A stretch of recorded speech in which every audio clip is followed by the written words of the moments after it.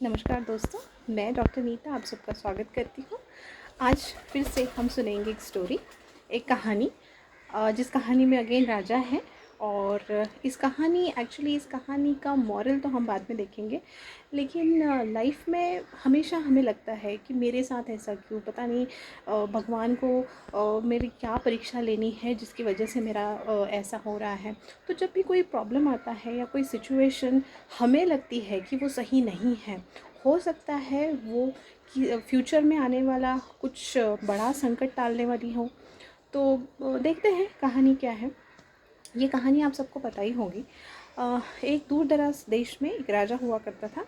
इस राजा को शिकार करना बहुत पसंद था, तो ये हमेशा हंटिंग के लिए जाता ही रहता था और बहुत ज़्यादा इसे शिकार करना अच्छा लगता था। तो वो शिकार में ही अपना ज़्यादातर समय व्यतीत करता था। अब एक दिन जब वो शिकार करने गया तो उसके जो है उसमें अचानक से एक बहुत ही जहरीले स्नेक ने काट दिया। अब जब जो वैद्य थे उनके साथ ही वो वैद्य थे, और वैद्य ने जब देखा कि इतने जहरीले नाग ने राजा जी को काट दिया है, तो उन्होंने बहुत ही समय वेस्ट ना करते हुए ये डिसीजन लिया कि कैसे भी करके राजा का जो टो है उसे निकालना पड़ेगा।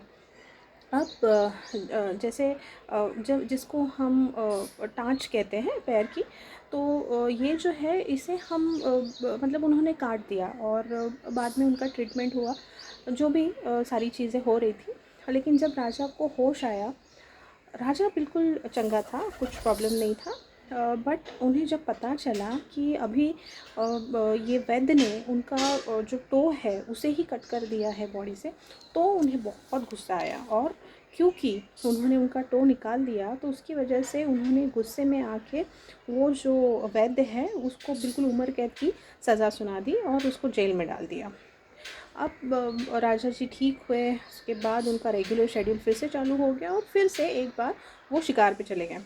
अब इस बार जब वो शिकार पे गए, तो अचानक से वो उनका जो भी चंबू था, जो भी ग्रुप था उनके साथ, जो भी सोल्जर्स वगैरह थे, उनसे वो अलग हो गए। किसी हिरन के पीछे भागते हुए वो अपने रथ से भी दूर हो गए और अपने जो साथी थे उनसे भी दूर हो गए, और वो अचानक जंगल के बहुत ही इंटीरियर पार्ट में चले गए।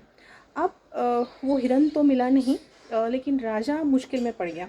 वहाँ पे जो लोकल ट्राइब्स होते हैं उनका कुछ यज्ञ चल रहा था। अब यज्ञ, ये जो विधि है, इसमें आपको पता है कि उसमें सैक्रिफाइसेस देते हैं, तो बलि चढ़ाई जाती है। और जब इन ट्राइब्स ने बिल्कुल राजा को देखा, तो उन्हें लगा कि इससे अच्छा सैक्रिफाइस तो उन्हें मिल ही नहीं सकता। तो उन्होंने सब ने राजा को कैद कर दिया। अब उनके यहाँ ऐसा रिचुअल था कि जो भी सैक्रिफाइस देते हैं, वो सैक्रिफाइस देने से पहले मतलब जो बलि चढ़ाने वाले हैं उसको पहले बाथ दिया जाता है, उसको नहलाया जाता है। अब जब राजा को नहलाया गया तो पता चला कि राजा का एक टो नहीं है। अब टो नहीं है तो वो तो पूरा बलि नहीं हुआ ना, क्योंकि वो इम्परफेक्ट है, वो सैक्रिफाइस के लिए परफेक्ट नहीं है। तो क्योंकि इनका हम बलि नहीं चढ़ा सकते हैं, तो फिर हम इस इम्परफेक्ट बॉडी का क्या करें। उसकी वजह से ये जो ट्राइब है, उनके जो भी मुखिया है, उन्होंने डिसाइड किया कि राजा को छोड़ दिया जाए। और इस तरह से वहाँ से राजा का एक्चुअली जान भी बची और वो वहाँ से छूट भी गए। और उसके बाद उनको जो रिलीफ मिला और उनको बहुत ही आनंद हुआ कि अच्छा हुआ कि मेरा टो नहीं है, अदरवाइज़ आज मेरी जान भी नहीं रहती है। तो ये जो है कहानी, इसमें से हमें ये सीख मिलती है कि जो भी होता है अच्छे के लिए होता है। मतलब आगे आने वाला कुछ बड़ा संकट होगा, उसकी वजह से आज हमें वो दिन देखना पड़े। जैसे स्नेक का काटना और टो कट होना, ये शायद एक इस तरह का सीक्वेंस है कि जो आगे आने वाली मुश्किल को मुझे सॉर्ट आउट करके दे रहा है, या मुझे उससे बचा रहा है। तो हमेशा लाइफ में ऐसी सिचुएशंस आती हैं जब हमें लगता है कि मेरे साथ ही ऐसा क्यों, या फिर क्या हुआ जिसकी वजह से मेरे साथ ये हो रहा है। कभी कभी जैसे जॉब चली जाती है, करियर में कुछ प्रॉब्लम हो जाता है, रिलेशनशिप में कुछ प्रॉब्लम हो जाता है, लेकिन शायद उसमें भी ना कोई तो प्रोग्रेस छुपा होगा, उसकी वजह से वो हो रहा है, ये समझना बहुत बहुत ज़रूरी है। तो इस स्टोरी से हमें ये सीख मिलती है कि look at the bigger picture, whatever happens it happen for our betterment and for the best result in our life.